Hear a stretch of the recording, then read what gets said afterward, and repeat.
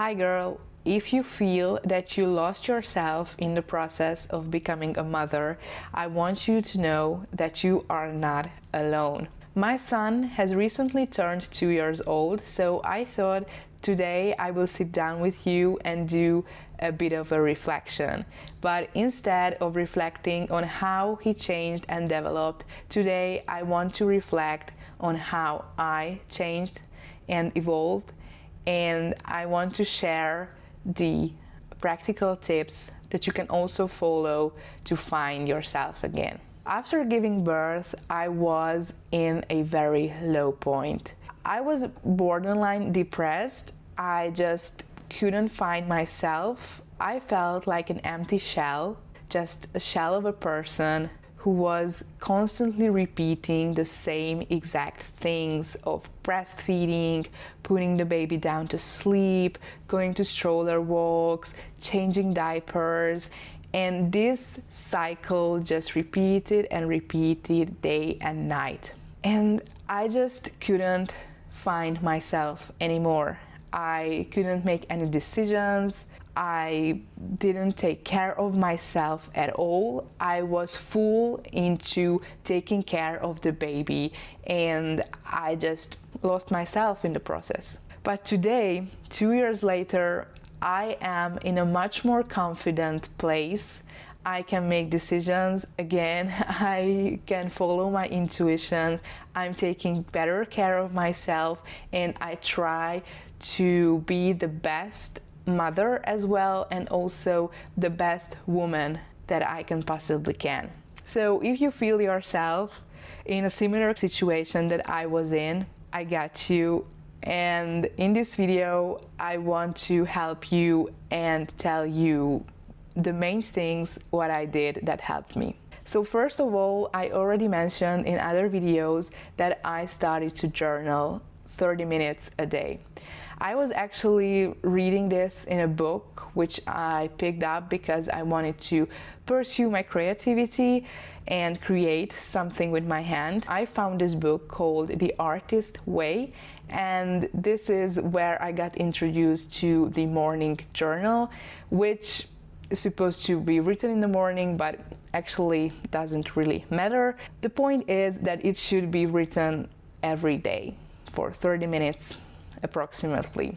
I know it feels impossible to get 30 minutes from your baby just to yourself, but trust me, it is going to change your life, because it did change mine. I started to do these journalings, and I started to feel that I actually hear my thoughts again. I paid attention what's going on inside me. I paid attention to my emotions, to my likes and dislikes, and what was working and not working for me. And once you see what is working and not working for you, you just cannot unsee it. Unconsciously, you're starting to change your habits in a minor ways during the day, and unconsciously, you're gonna create a new life. You're gonna create this new lifestyle that you feel comfortable with. By going back to your journal, meaning by checking in with yourself every day, you can actually ensure that your life is going in the path that it's coming from you, that you feel like going to the path, that it feels the most aligned with your core self. And so while writing these journals, I slowly and steadily find my core self again. And all the other tips I will talk about in a bit was coming from my journaling. So it was coming from listening to myself and listening to my needs. One thing that I did is I started to consume less junk. And it could mean less junk food. I think I was eating quite okay-ish, but obviously I introduced more vegetables and just more healthy eating along the way, which obviously helped a lot, because the gut is your second brain. If you don't take care of your gut, then the whole system can misfunction. But by junk, I also mean what I consume in the media, in YouTube, in a book, in a newspaper. You should be hyper aware of what you consume daily, because even though it seems like just 5 minutes scrolling the reels or TikTok, anything that you're into or you use when you are breastfeeding or when you go to the toilet and have 2 minutes by yourself and you start to go on your phone and look all these different information. When we're consuming media, it's not just about what you're watching. If you're watching silly videos or pointless videos or fake videos, it's not about just that. It is also about having constant information overload that is just dumping to you.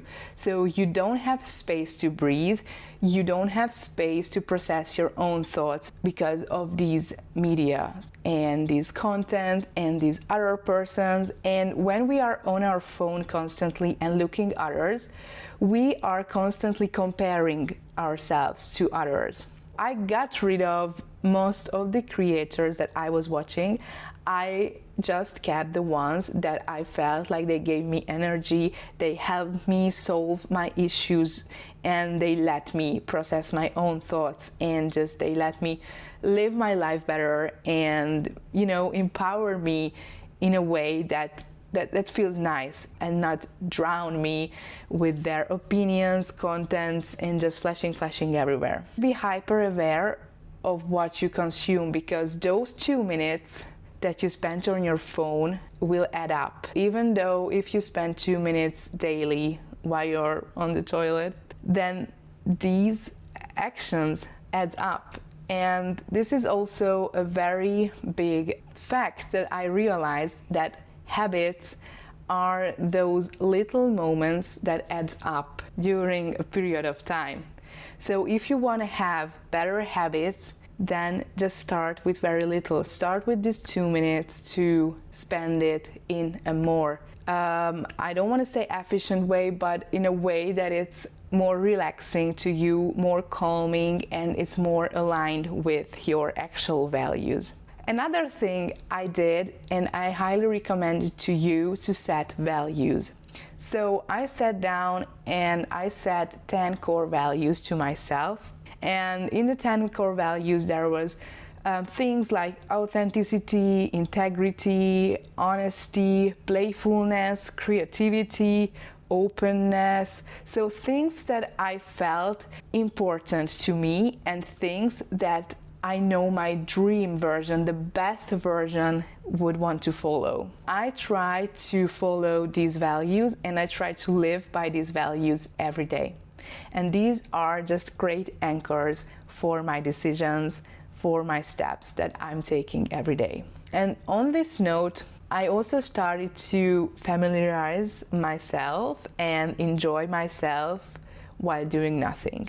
So before that, I was on my phone while I was breastfeeding 1.5 hours a day, while I was putting my son to sleep in the night. I was on my phone. I was watching YouTube, I was reading books, I was listening to something, I was consuming something all the time. And honestly, when I put down my phone and went to bed, went to put down my son to sleep without my phone, at first it was very scary, which sounds so silly, but I was actually afraid of being alone, of being with myself, which is a huge red flag. So no wonder that I felt lost when I was not looking for myself.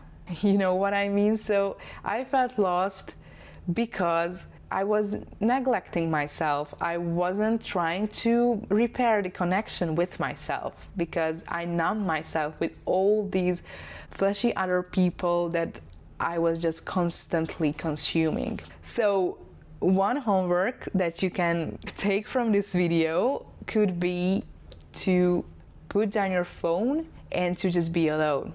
Go to sleep without your phone, and don't look at your phone before you fall asleep. Do breastfeeding without your phone.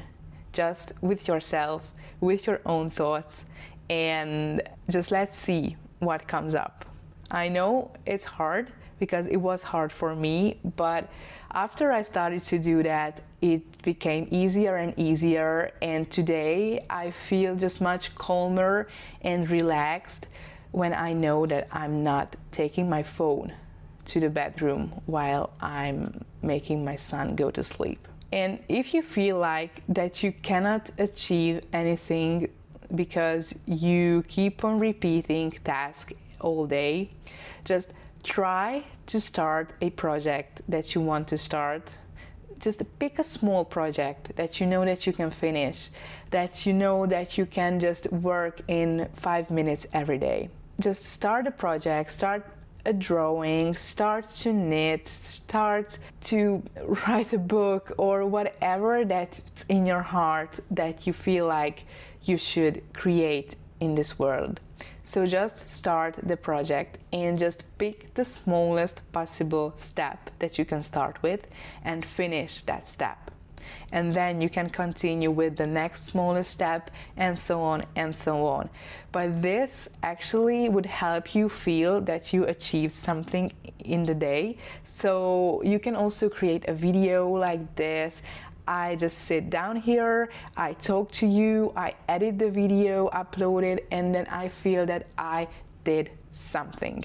I created something, and I didn't just sit around all day repeating all the tasks that a mother should do. There were other things that I was planning to say in this video, but now I think about it, I think I said plenty enough. So I let you go for today. Thank you so much for tuning in, and I hope to see you in the next video where I can share other tips and practices that I do and I know that could help you. So thank you so much again, and see you in the next one.